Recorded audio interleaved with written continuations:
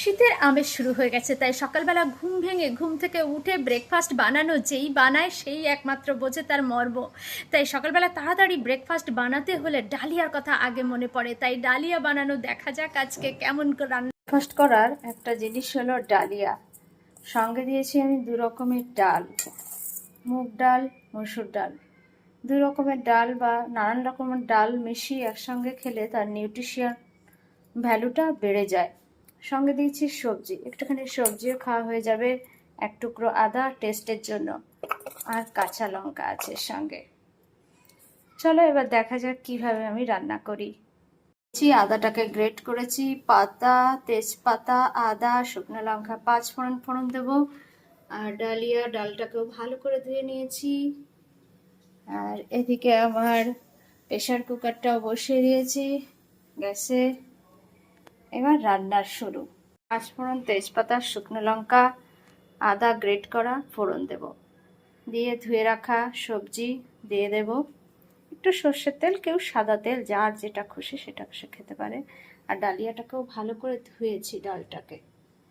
আর এদিকে pressure cooker চাপিয়ে দিয়েছি, প্রেশার কুকারে একবারেই দিয়ে দেবো তাড়াতাড়ির জন্য সকালবেলায় ব্রেকফাস্ট।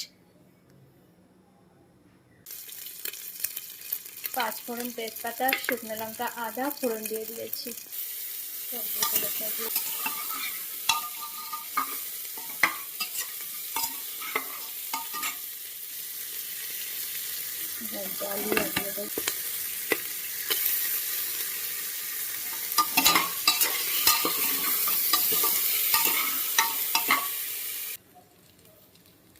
পরিমাণ মতো নুন দিলাম,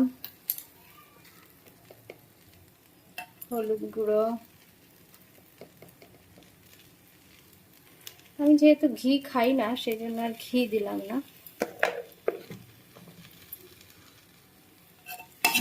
নেড়ে দেবো, এবার জল দেবো। এগুলোকে নেড়ে চেড়ে ভালো করে জল দিয়ে দেবো।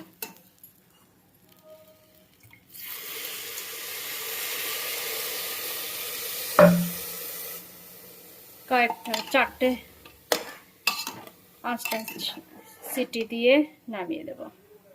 এইবার শুধু কয়েকটা সিটি হওয়ার অপেক্ষা।